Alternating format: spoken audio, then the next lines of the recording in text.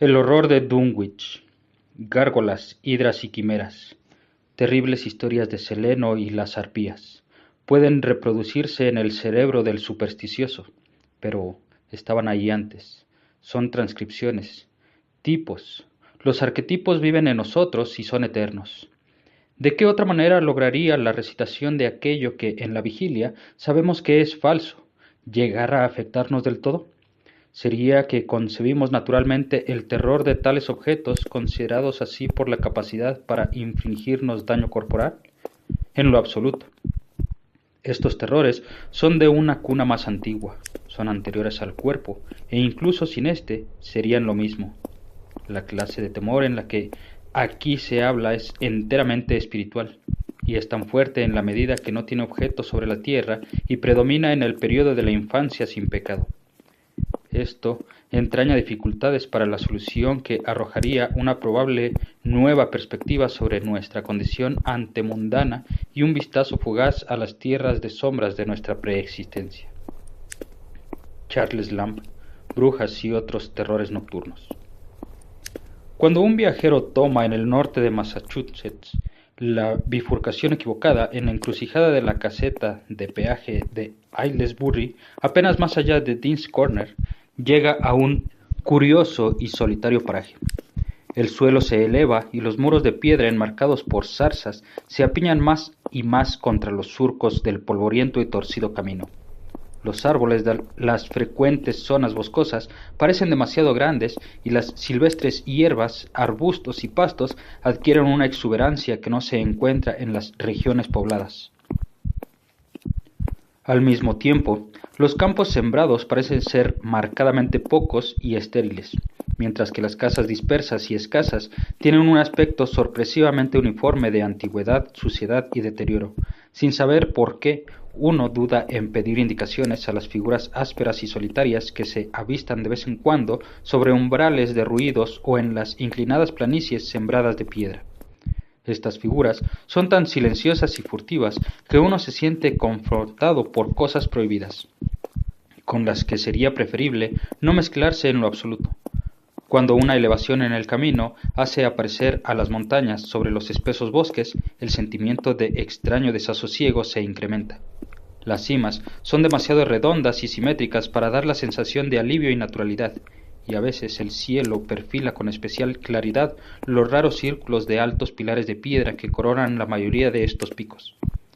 Desfiladeros y barrancos de una problemática profundidad atraviesan el camino y los toscos puentes de madera siempre parecen de dudosa seguridad. Cuando el camino se inclina de nuevo, hay extensiones de pantanos que desagradan instintivamente y causan temor en las noches. Cuando chotacabras ocultos trinan y las luciérnagas salen en anormal profusión a bailar al ritmo estridente, escalofriantemente insistente del croar de las ranas mugidoras, las delgadas y relucientes líneas de las cuencas más altas del Miskatonic sugiere el cuerpo de una serpiente cuando gira a los pies de las abovedadas colinas. Mientras más se acercan las colinas, uno presta mayor atención a los costados boscosos más que a sus pedregosas cimas. Estos costados surgen de manera tan oscura y precipitada que uno desearía que guardaran su distancia, pero no hay camino que se los evada. A través de un puente techado puede distinguirse una pequeña aldea acurrucada entre el arroyo y la pendiente vertical de la montaña redonda, y uno se asombra ante el montón de puntiagudos y podridos tejados que hablan de un periodo arquitectónico anterior a la de la región vecina. No es reconfortante mirar en una inspección más cercana que la mayoría de las casas están abandonadas y arruinadas, y que la iglesia, en su campanario de ruido, ahora alberga el único establecimiento mercantil solvente de la aldea. Uno se aterra de confiar en el tenebroso túnel del puente, pero no hay manera de evitarlo. Una vez cruzado, es difícil disimular la impresión de un hedor tenue y maligno que recorre la calle, como si proviniera del moho acumulado y la podredumbre de siglos. Siempre es un alivio alejarse del lugar y seguir el estrecho camino alrededor de los pies de las colinas y más allá del terreno plano hasta que se llega de nuevo a la caseta de peaje de Aylesbury. Después, uno a veces se entera de que ha atravesado Dunwich. Los forasteros visitan Dunwich lo menos posible y, desde cierta temporada de horrores, todas las señales que apuntan en su dirección han sido derribadas.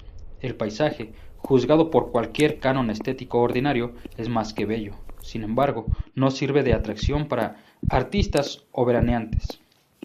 2 siglos atrás, cuando los temas de linaje de brujas, adoración de Satán y presencias extrañas en los bosques no era algo digno de burla, estas eran las razones acostumbradas que se ofrecían para evitar la localidad. En nuestra era sensible, dado que el horror de Dunwich de 1928 fue acallado por aquellos que guardaban el bien del pueblo y del mundo en su corazón, la gente lo evita sin saber exactamente por qué. Quizá una razón, aunque no pueda explicarse para forasteros desinformados, sea que los lugareños son ahora repelentemente decadentes, habiendo avanzado lo suficiente por el camino de la regresión, tan común en muchas de las zonas rurales de Nueva Inglaterra. Ellos han llegado a formar una raza aparte, con los bien definidos estigmas mentales y físicos de la degeneración y la endogamia. La inteligencia promedio es lastimeramente baja, mientras que sus anales rebosan de abierta brutalidad, homicidios ocultados a medias, incestos y hazañas de una casi inmemorable violencia y perversidad.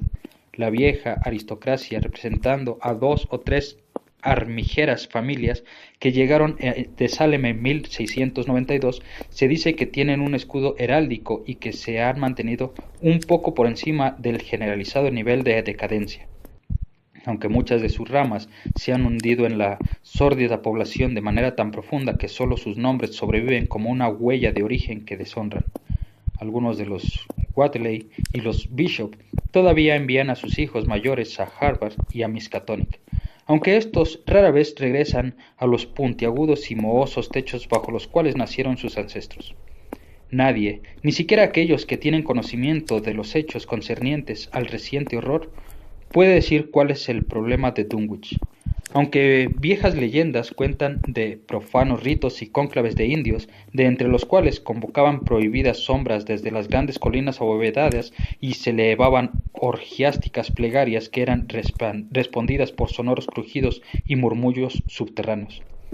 En 1747, el reverendo Abig Wadley, recién llegado a la iglesia congregacional del pueblo de Dunwich, predicó un memorable sermón sobre la presencia cercana de Satán y sus demonios, en el que decía: «Debe administrarse que estas blasfemias de un infernal tren de demonios y cosas es de dominio público, demasiado como para negarse.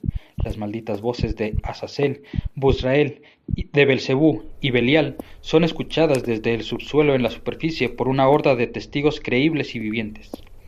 Yo mismo, no hace más de 15 días, escuché una evidente discusión de malignos poderes en la colina detrás de mi casa.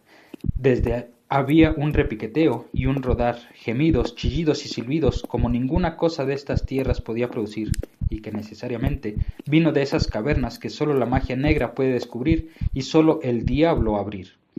El señor Wadley desapareció poco después de proclamar este sermón, pero el texto, impreso en Springfield, todavía existe. Se siguieron reportando ruidos en las colonias todos los años, y esto todavía es un acertijo para los geólogos y geógrafos. Otras tradiciones cuentan de fétidos olores cerca de las cimas de las colinas coronadas con pilares de piedra y por una presencia en el aire que pedía escuchar debidamente a ciertas horas y en ciertos puntos en el fondo de inmersos barrancos.